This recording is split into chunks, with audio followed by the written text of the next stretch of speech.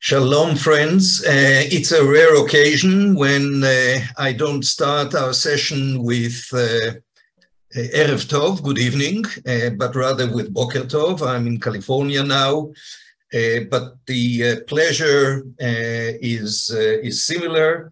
It's wonderful to welcome all of you to one of our webinar sessions, co-sponsored with Hiddush, rabbis and cantors for religious freedom and equality, J-Plan, the Jewish Pluralism Legal Action Network, and I'm glad to see David Light, who's one of our co-chairs. There may be others joining us. The American Association of Jewish Lawyers and Jurists, and I see Steve Greenwald, past president of the association. And seeing Steve and mentioning J-Plan, I do want to stress right now before we start our next webinar, which will be held on Wednesday. And I apologize for the confusion regarding the days of the week, but Wednesday, October 26th, that Steve will moderate with Professor Susie Navot, Vice President of the Israel Democracy Institute, on an extremely important topic, and not just to lawyers, but to anyone who cares for Israel and for Israel's future. The title, and I don't want to make a mistake, the title is Next Week's Israeli Elections, Judicial Independence Under Threat. For those of you who are following the events in Israel, you know that one of the issues at stake is the authority and independence of the Israeli Supreme Court, which by extension and in essence is Israel's rule of law, Israel's democratic principles and the protection of democratic principles. Professor Susie Navot is a world-renowned expert on constitutional law and a wonderful speaker. And just a few days before the elections, and as you know, elections for the Knesset in Israel will take place on November 1st.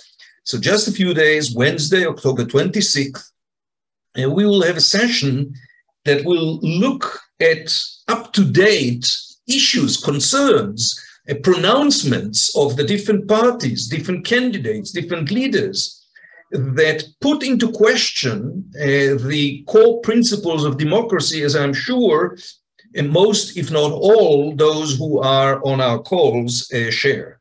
So I highly recommend that you register and join us for Professor Susie Navot's session. But today, we are discussing something else of great both importance and interest, and I'm sure, for many of you. Some of you are colleagues, rabbis, cantors, some of you are attorneys, some of you are activists in the Jewish community, leaders in major Jewish organizations, and scholars. So all of you, I think, share an interest in the Jewish and democratic character of the State of Israel, and specifically in often what makes the Israeli Jew tick. There are so many perceptions, there are so many misrepresentations, especially when it comes to Israeli politicians. And there are so many misunderstandings, because so often when I visit communities, I hear, you know, I have a relative, I have a friend, I have a neighbor who says that.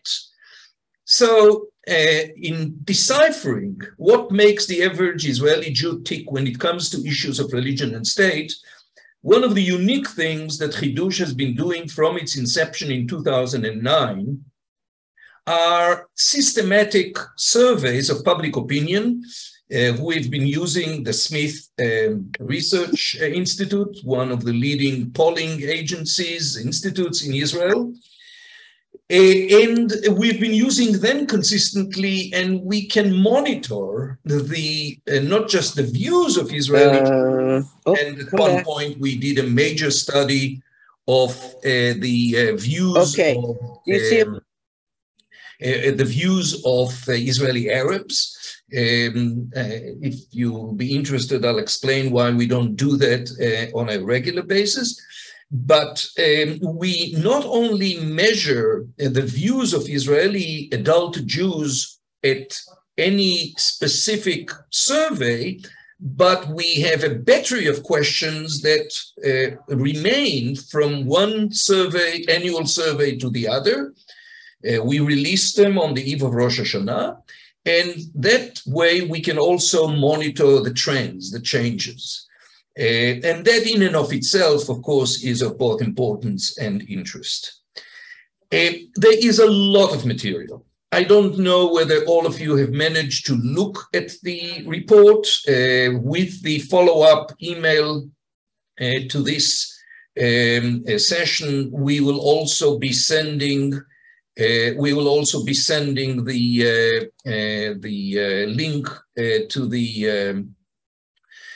to the survey, to the index, and we'll, of course, be happy to respond to any further questions that may arise and we will not be able to address in this session.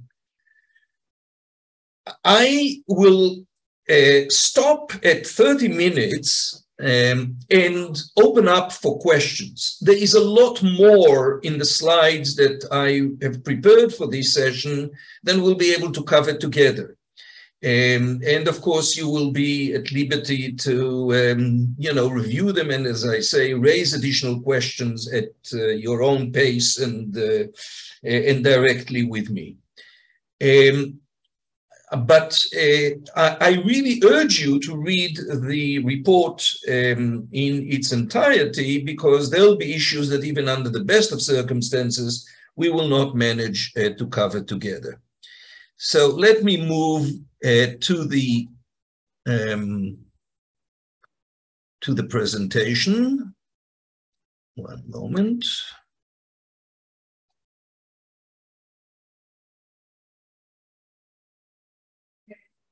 All right. So, as I said, we do this survey annually. We do more limited surveys in between during the year. But this one has an expanded sample of the adult Jewish population. We started out initially when we founded Hiddush with 1,200 large sample.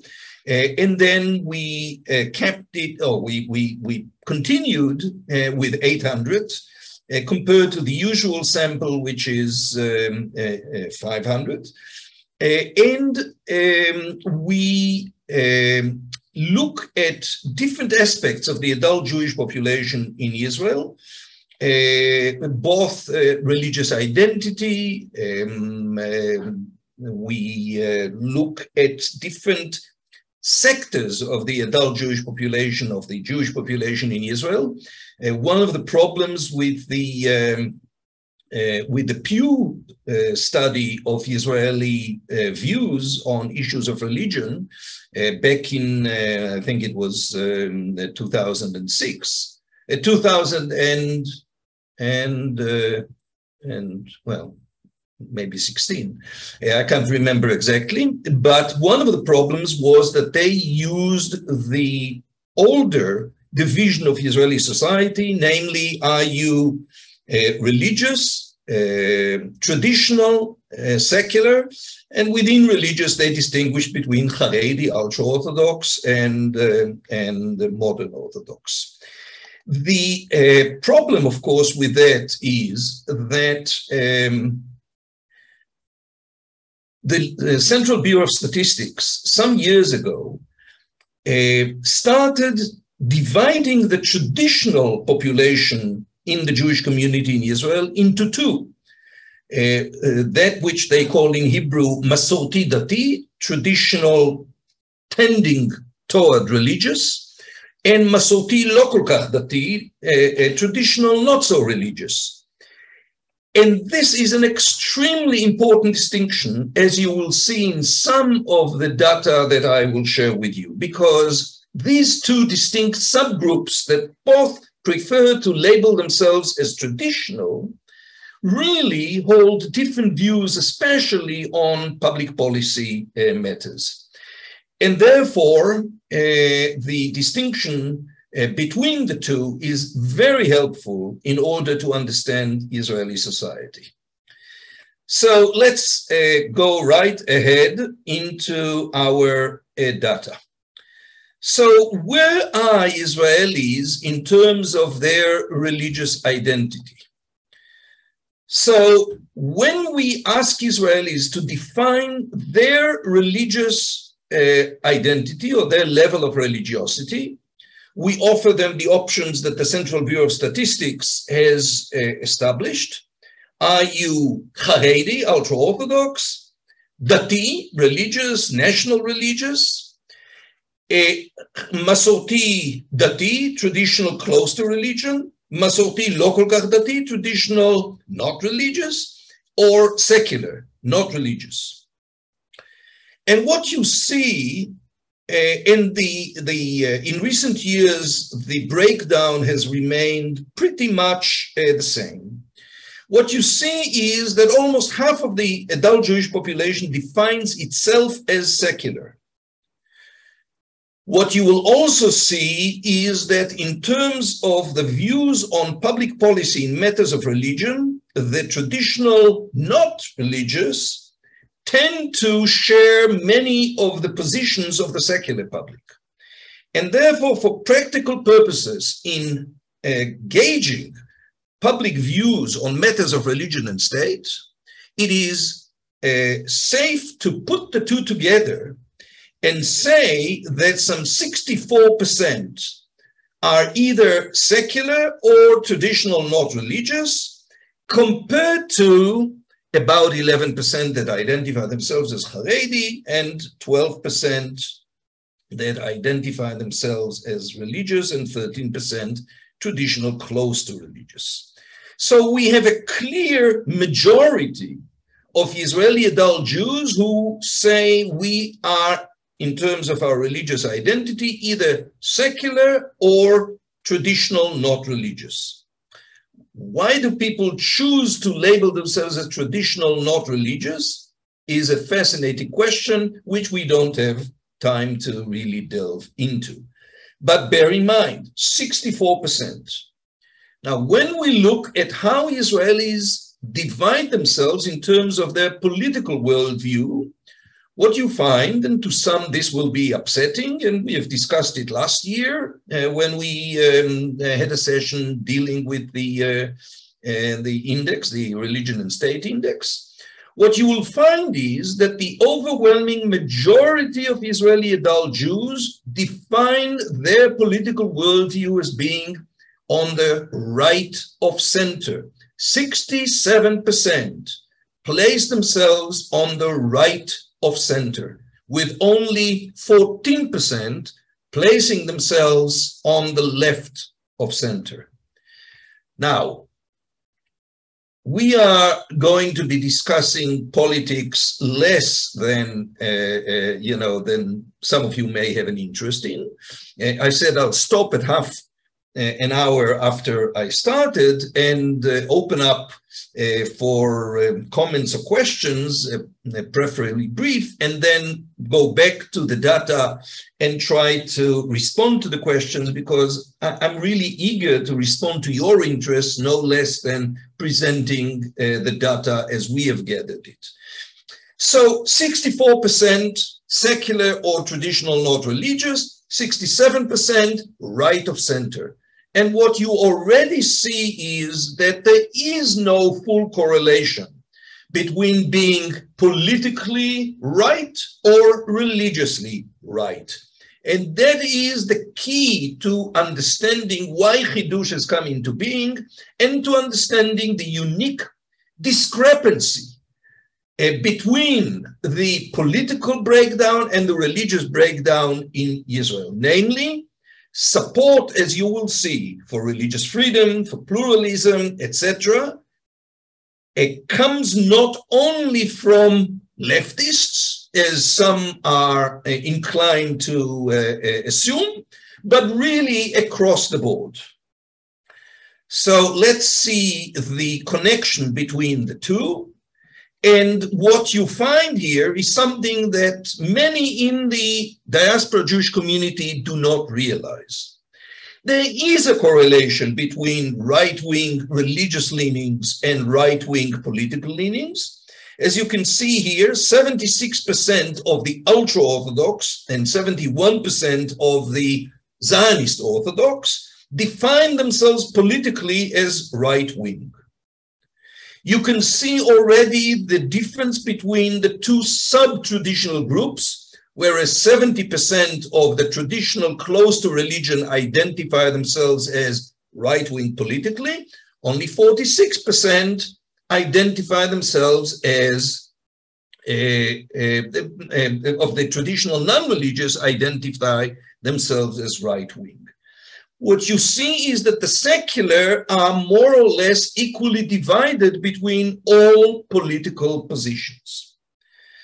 So clearly, the status, the impact, the privileges, the unique exceptions that the ultra-Orthodox community and the religious community claim for themselves, for instance, in the area of education and the independence they enjoy in education,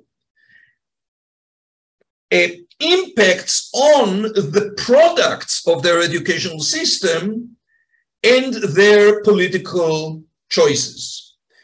So on the one hand, there is no correlation, and support for religious freedom and for pluralism can be found also among right-wing, but at the same time, it is clear that there is an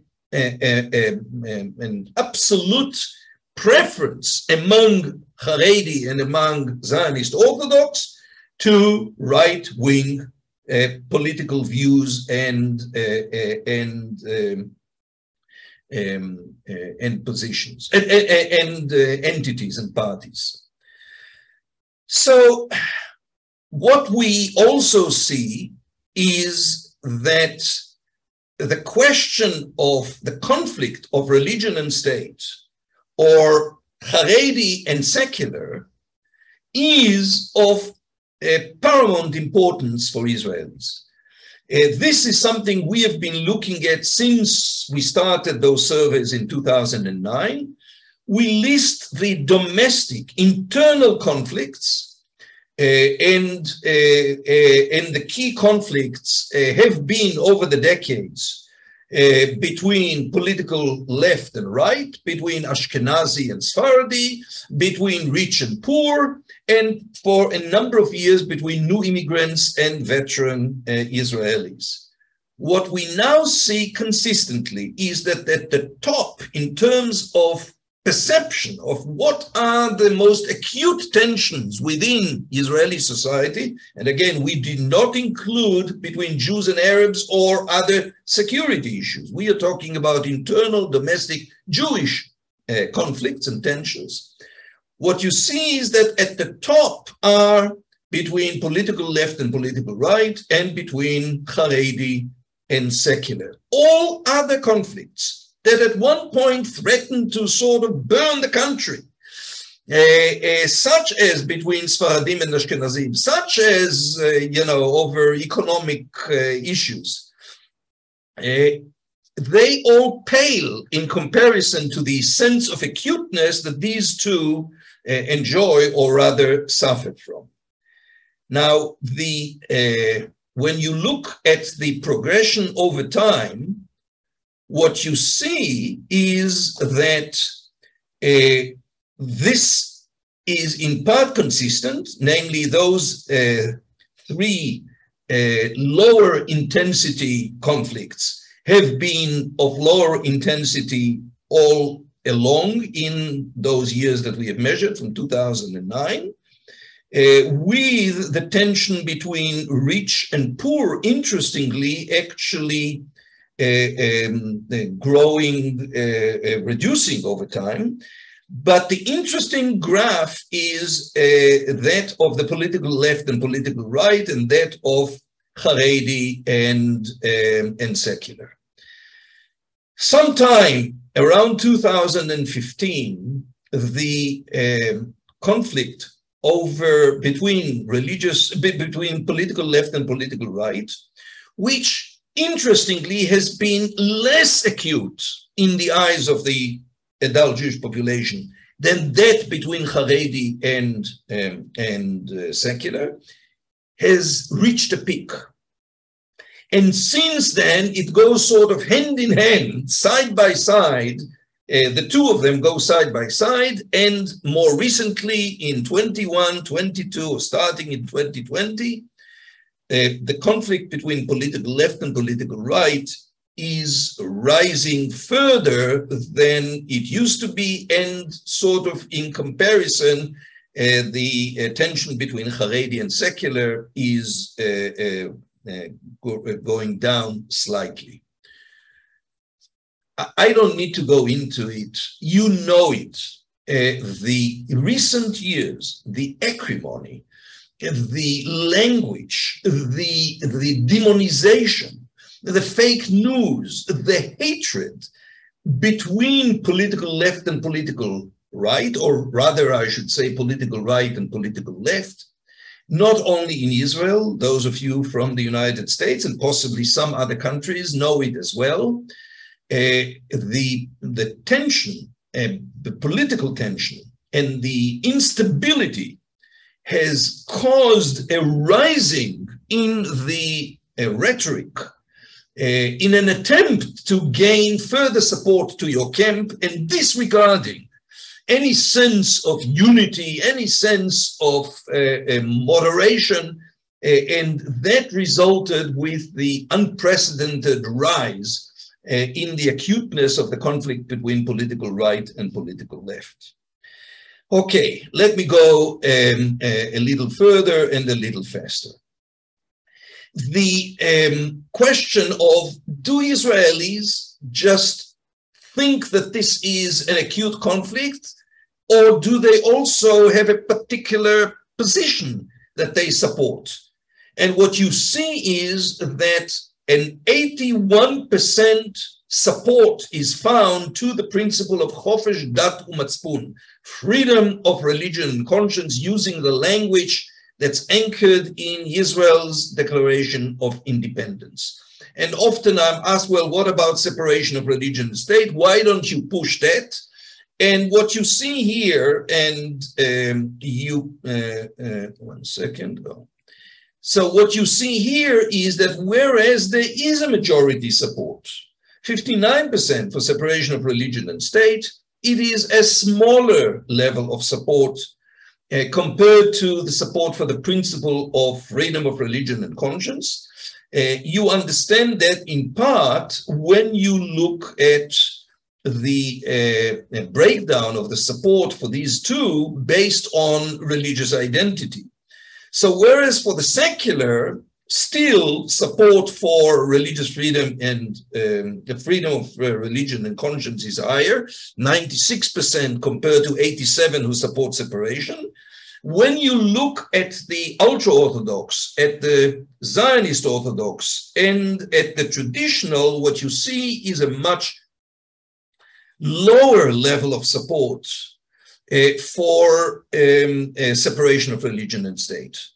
And that is because Haredi and religious understand freedom of religion often as something that's intended to protect their rights, whereas separation of religion and state is understood by many as separating Judaism from the state of Israel, which is something that many oppose.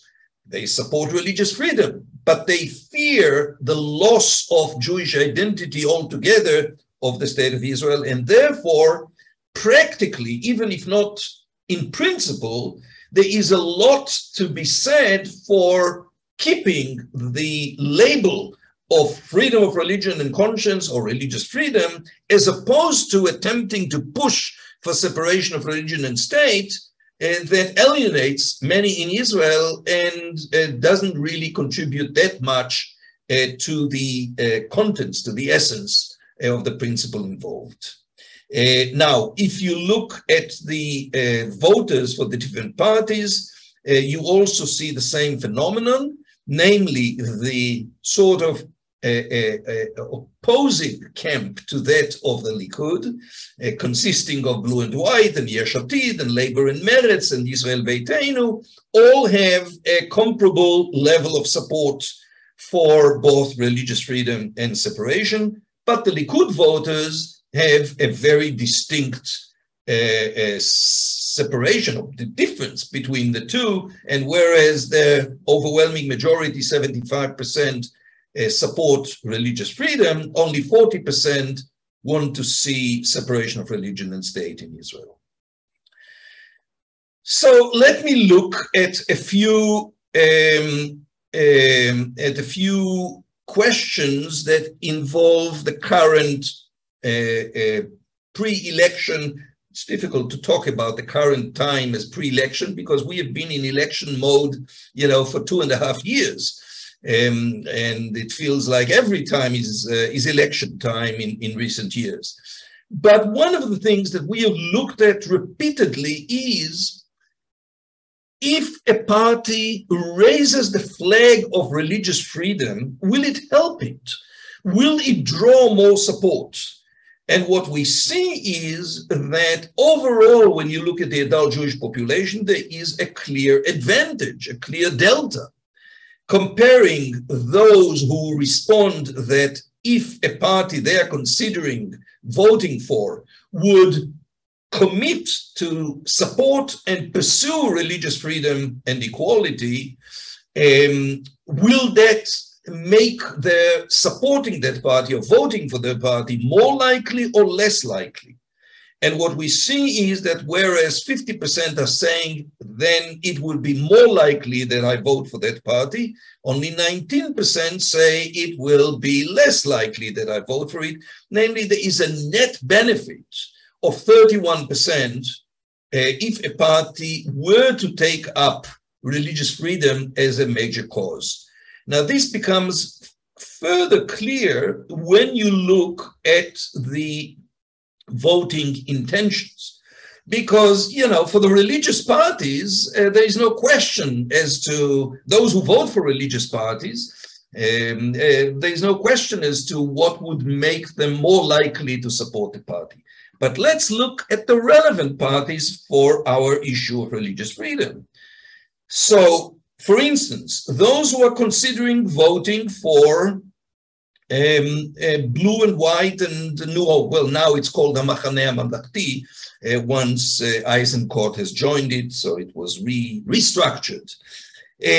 There is a 63% delta. 70% of those who are considering supporting this party are saying, well, I'm more likely to vote for it if that's the issue that they would push. 78% of those who consider voting for Yesh Atid.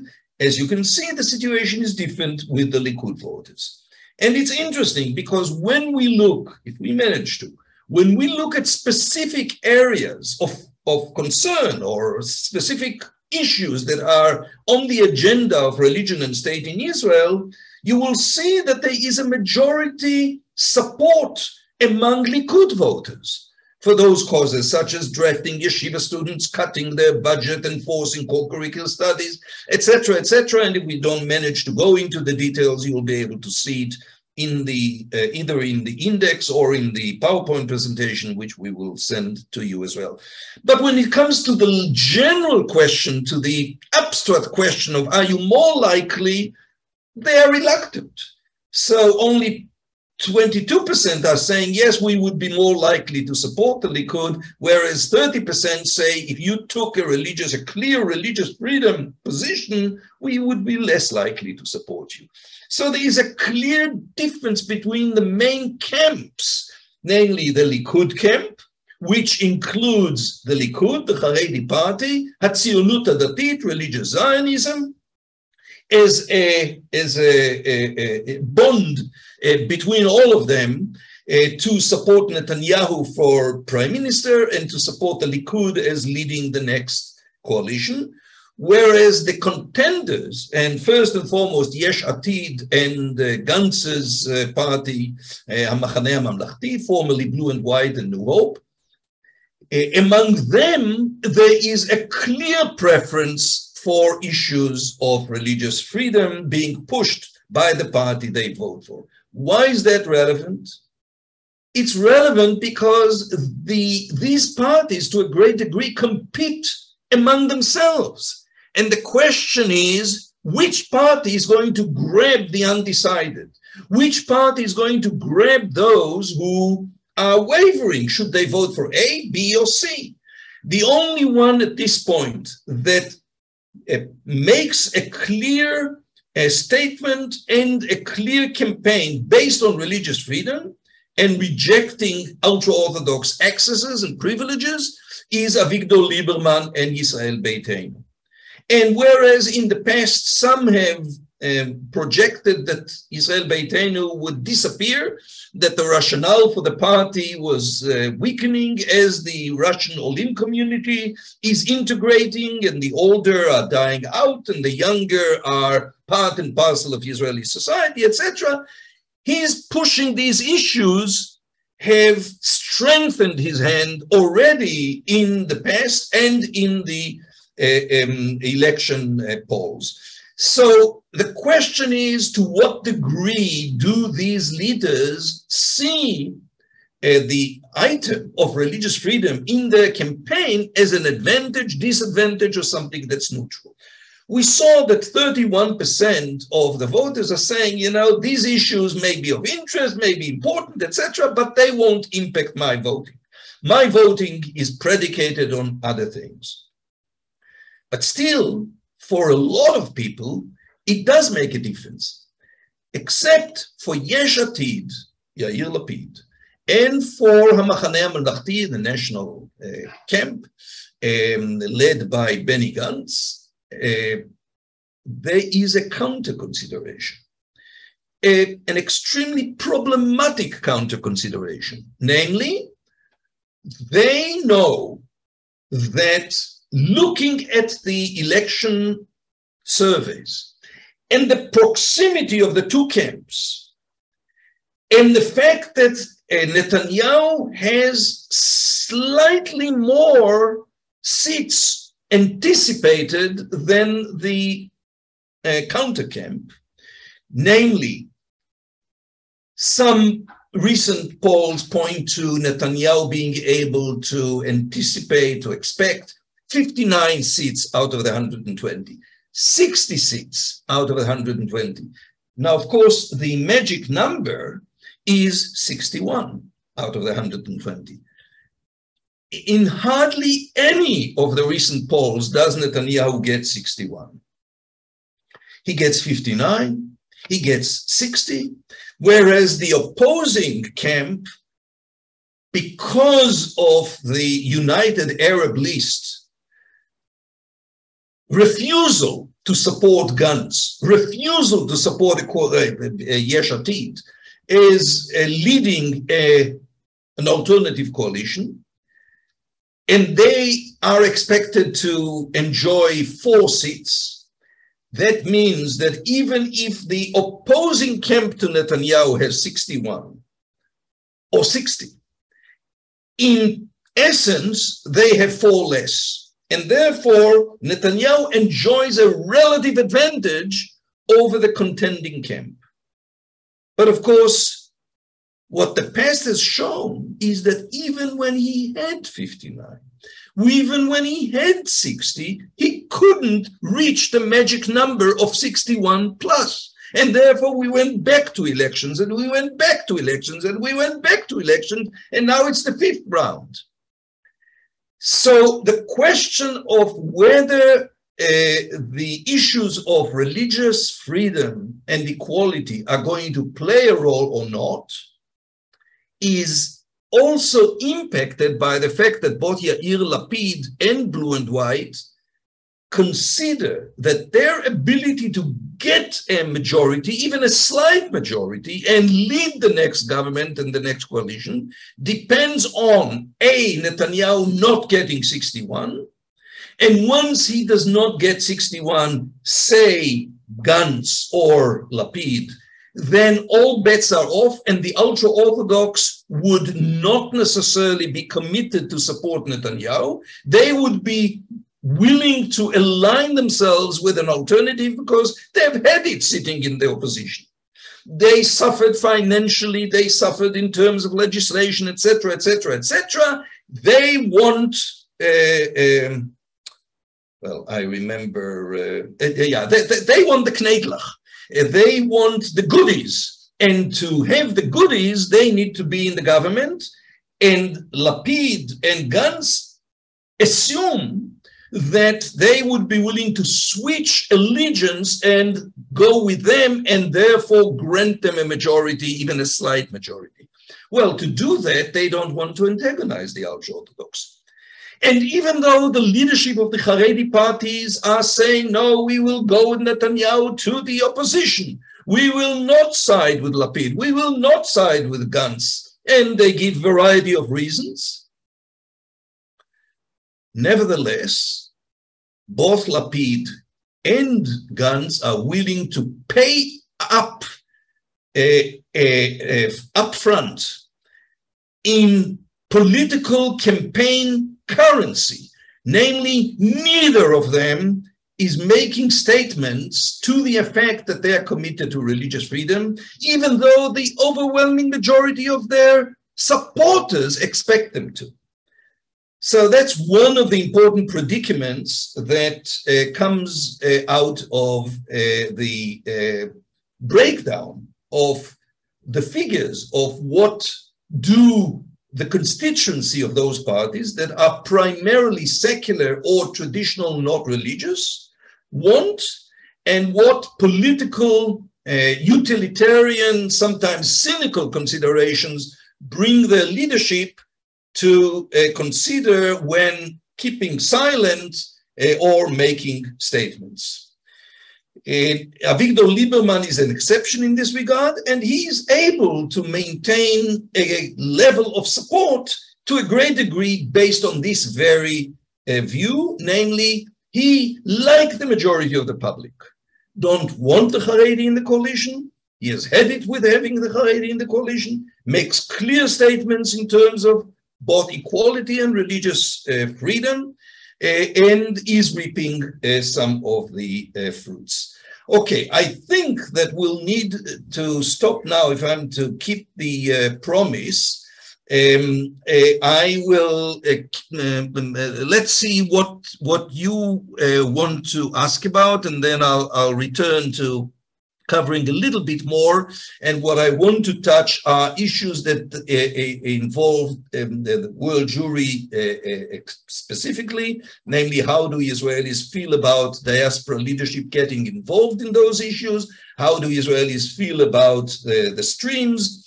Do they identify with the streams? Is there a difference between reform and conservative? Who are those who support reform or conservative? How important is it to them, etc.? So we'll keep a few minutes at the end to touch these. So let me look at the, okay, so there is unstable connection. Let's see. All right. Where do Reform Jews fall in the system? I see myself as religious, but definitely not Orthodox, asks Orna. Okay, so in a minute, I'll go to the Reform, Conservative, Orthodox slide.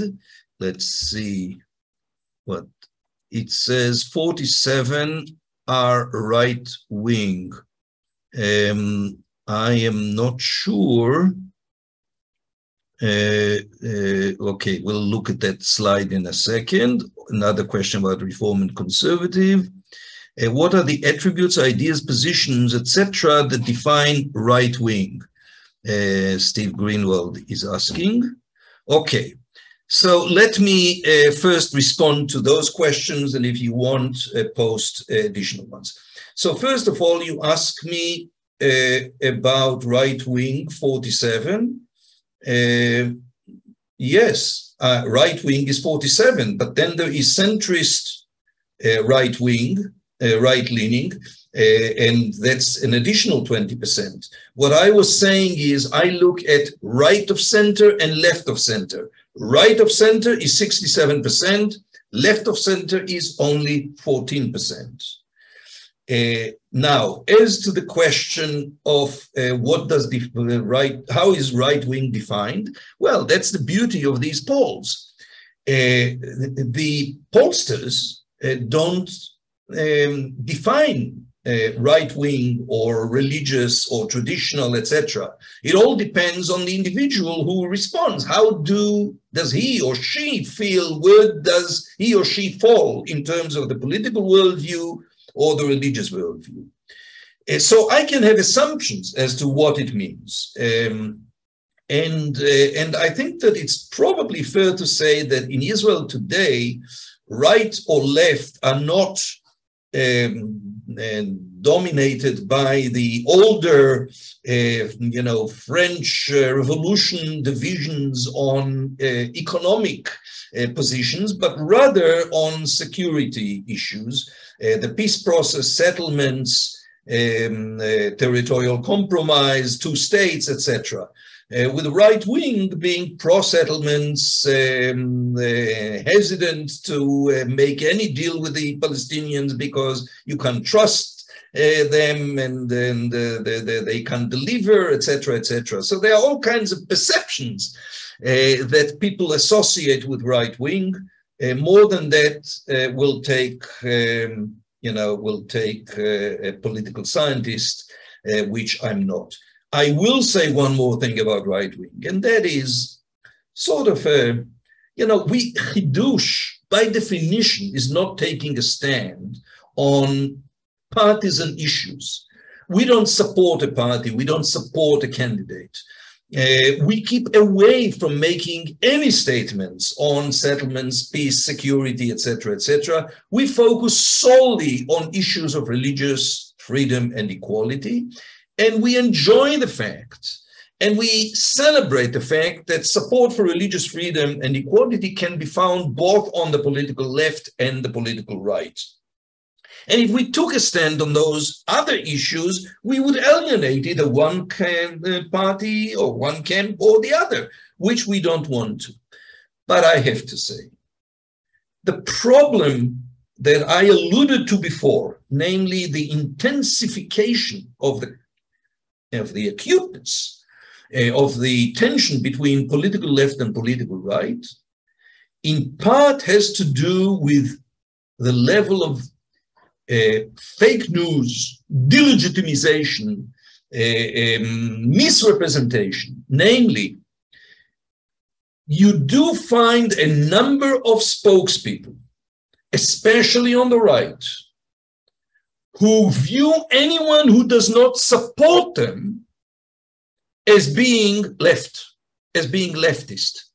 And it is really ridiculous to describe Gideon Sa'ar, the co-leader of Machaneh HaMamlachti, Benny Gantz's led national camp, or for that matter, Avigdor Lieberman and many others. It is ridiculous to label them as left. And frankly, you look at Yair Lapid's statements and you hardly feel comfortable identifying him as left. So the tendency to sort of label the opponent as leftist, because leftist has become an ugly word in white circles, so it suits your political purposes to label the other as leftist, whereas their mother wouldn't recognize them as a leftist even if she tried hard. Okay, so the question was about reform and conservative. Let's look at that for a minute. Okay, so let's look at the following. One is, we asked the question, do you support the state granting equal status to all Jewish streams? And what you see is a clear majority. There are issues on which there is a bigger majority, but here we have 59% agree or somewhat agree, not slightly agree, but somewhat agree, with the principle that Israel should grant, or the statement that Israel should grant equal status to Reform and Conservative. That's consistent. In every survey, whether we do it or others are doing it, the majority supports pluralism and equal status. But when we look at the breakdown of the view on supporting equal status, we see part of the reason why it is only 59% or 60 or 60 something, namely, when it comes to the religious or the traditional close to religious, you have a minority that support it. When it comes to Israel's secular Jews, you find 86% supporting equal status. Now, when you look at what the view of those voting for the different parties are, what you see is a correlation of that. But the interesting thing is the Likud voters are divided right in the middle, or more or less in the middle, over this issue. About half of the Likud voters want equal status, about half reject it. But when it comes to blue and white, or Machaneh Mamlachti, or Yesh Atid, or Labor and Meretz, an overwhelming majority want to see equal status. Unfortunately, none of these parties really moved significantly forward during the year that they formed the government, or currently, in the interim government that Lapid is heading. None of them has made significant, tangible moves toward equal status of the streams. And even something that was explicitly granted to some of those parties in the coalition agreements and that many spoke about, namely reinstate the Kotel agreement, even that didn't come about. Even though clearly this was something that was approved by a Netanyahu government and then was suspended, and we are not dealing with reinventing a wheel, but just reinstating that which was agreed upon. Even that they weren't willing to move forward in practice and not just in statement. Now, let's look at the numbers. So how, we asked the question, which is the common question, are you Haredi, Zionist Orthodox, modern Orthodox, traditional leaning toward religious, traditional not leaning toward religious, or secular? But we also asked the question, do you align yourself with any of the religious streams? And the options we gave were Haredi, ultra-Orthodox, national Orthodox, national religious, national ultra-Orthodox, actually it should be, Chardali, national ultra-Orthodox, the party that's now represented by Smotrich and the Ben-Gvir, the Kahana disciple. Conservative, reform, or I do not identify with any religious stream. So first of all, it's important to note the largest group of Israeli adult Jews says, I don't identify with any religious streams. This is particularly, so this is 58%. This is of particular relevance when it comes to secular Israeli Jews. 87% are saying, I don't see myself as aligned with or identifying with any religious streams. So I support strongly equal rights to the religious streams, but I don't consider myself to be part of it. Now, in this particular survey, we found 5% saying, I align myself with reform, 4% saying, I align myself with conservative, and together 9%. In previous years, we found even higher figures. We found 11% or even 12%. Having said that, we need to understand that there is a margin of error when you come to sampling. And this is so close to the margin of error, which is 3.5% or 3.2%, that we need to understand these figures are difficult to rely on as a sort of scientific representation of the breakdown in Israeli society. But as an indication, it is of tremendous importance. So you have 11% who say, I align myself with ultra-Orthodoxy. You have 9% who say, I align myself with Reform Conservative. That's pretty close. This is not anywhere near the yesteryear's misconception that was represented, I think, by Professor Shlomo Avineri's dictum, the synagogue that the average Israeli Jew doesn't set foot in has to be Orthodox. So it's funny, it was possibly indicative at the time that he said it back in the 70s, but clearly now we are dealing with a significant number, and 9% of the adult Jewish population in Israel is something in the area of 500, 600,000 Israeli adult Jews. So, or yes, of Israeli Jews.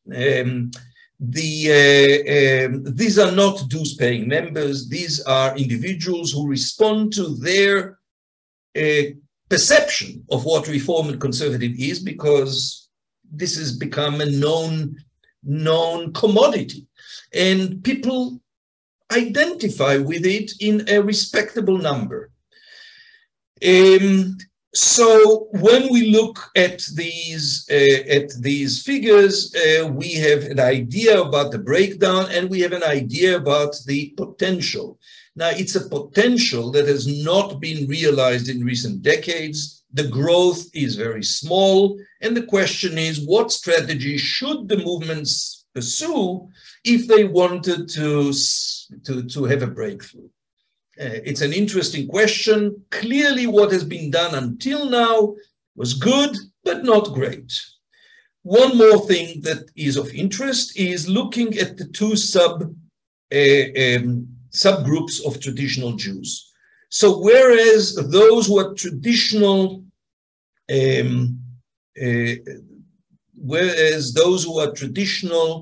leaning to religion have more identification with conservative than with Reform.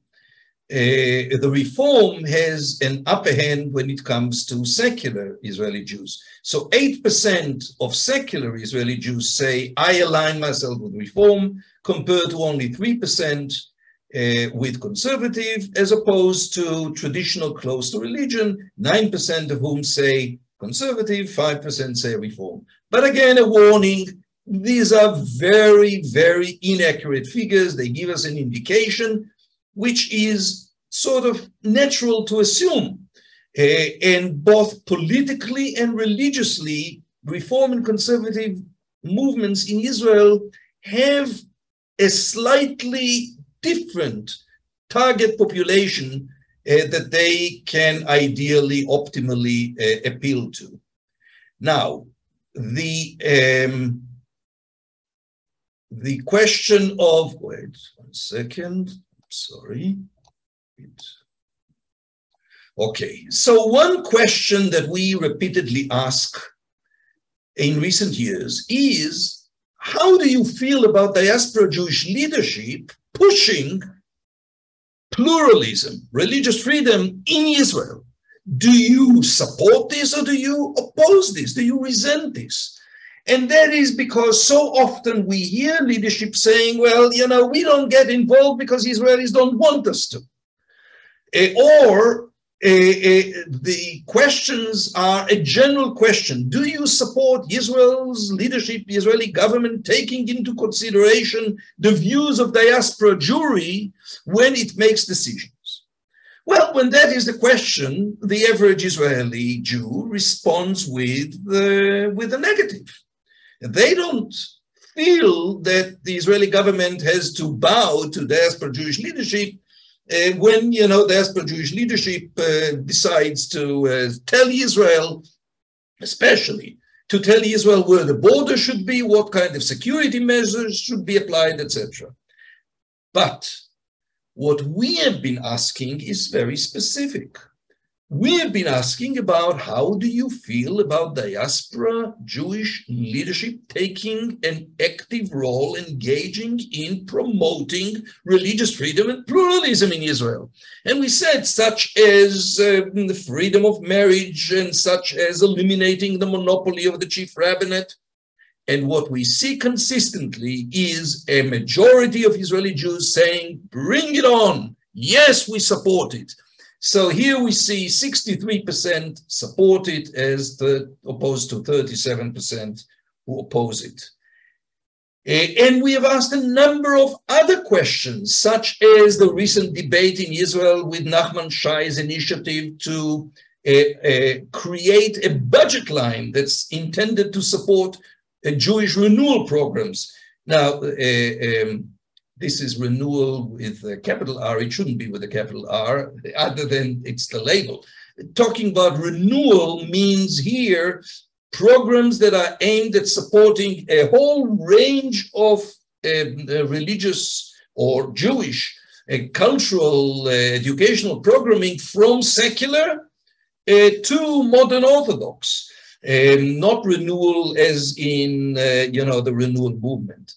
And what we see is the majority of the public supports it. Only 29% say, no, support should only go to Orthodox educational programs.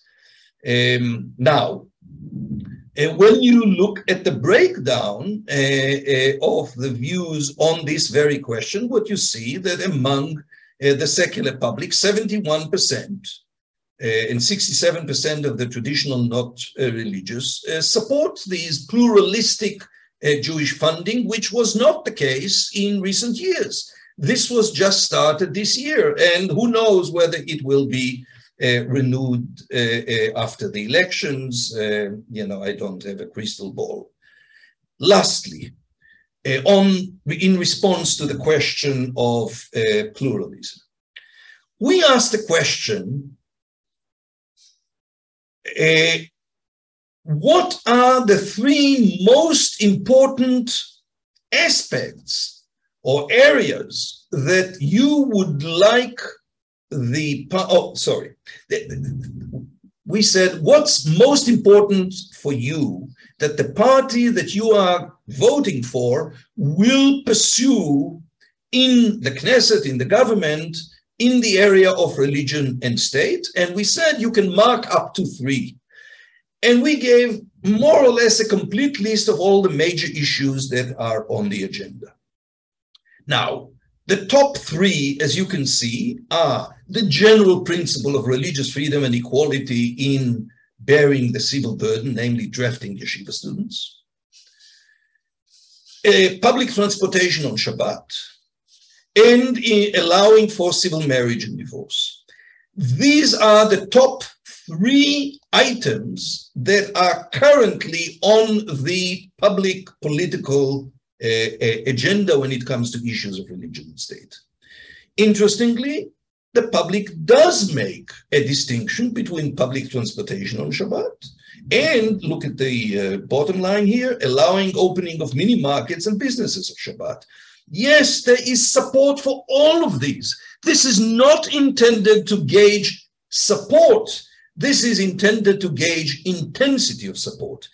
Namely, not only do you support breaking down the blue laws, the Sabbath laws, but how important is it to you? And these are 2 different questions. So let's look at the end of that list. There simply wasn't enough place in one slide.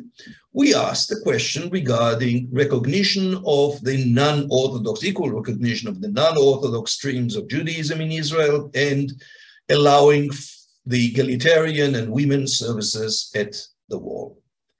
And what you see is this is really at the bottom of the list. Namely, whereas public transportation and civil marriage is at the top, with the general principle of religious freedom and shivyon banetel, equality in bearing the civil burden, this is at the bottom of the list. Now, we have just seen that the majority of the public supports equal status for the non-Orthodox streams in Judaism. And in other surveys, including those of Hiddush, we have seen that there is a majority support for egalitarian and women's services at the wall.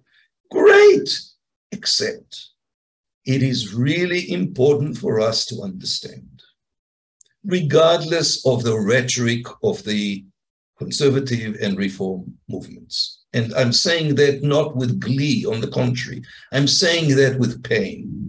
But the reality is the average Israeli Jew just doesn't care enough about those issues.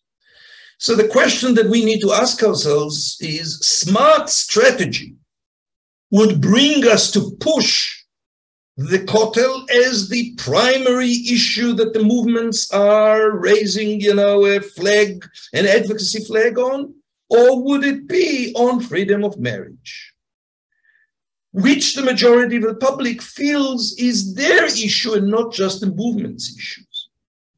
So when we look okay, so that's an issue we won't be able to. So when we look at pluralism, when we look at the women of the wall, we need to understand that there is this distinction. Yes, the majority of Israelis support it, but at the same time, this is just not raising to the level of importance that will make the average Israeli rally around it with any intensity. Yeah, I was going to say, but there is really no more time. I'll look at what else you wrote in the chat. I was going to actually go with you over a question that is now in the news in New York and in Canada and elsewhere and in England, namely the ultra-Orthodox refusing to teach co-curricular studies in their schools, and the question of, should the government fund them if they refuse to do so? And the important thing is to realize that in Israel, the overwhelming majority say, cut their funds, either cut them completely, cut them to half, but don't fund schools that refuse to teach co-curricular studies, or what you may call, substantive equivalency. So there are a number of, we should have also looked at marriage, but we don't have the time. So let me look at the chat one moment. Okay, going to another meeting. Traditional not religious doesn't make sense. Traditional Jews are religious but not Orthodox.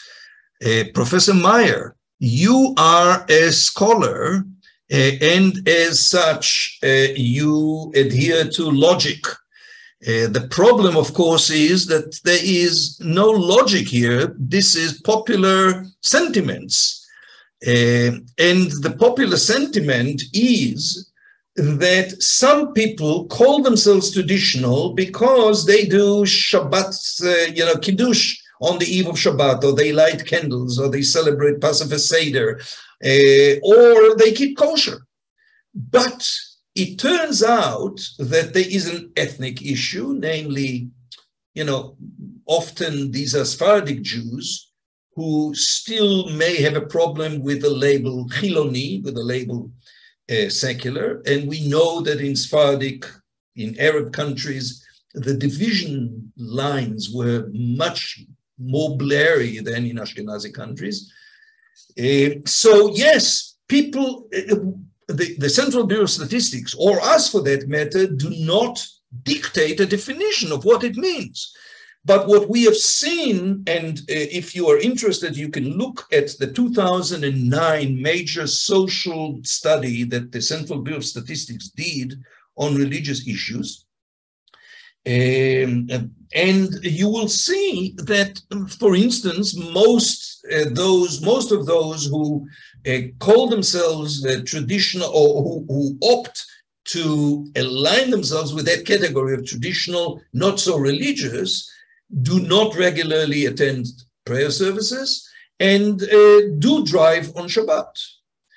So still they prefer to call themselves traditional because there are some traditional things that they do, because they don't want to be called Chiloni, because their mindset may be closer to traditional, because the family is traditional, their heritage is traditional, but it's not really up to us to define them. What I'm saying is that when the Pew study chose the sampling system of the adult Jewish population in Israel, they went with the previous division that looked at the traditional as one group.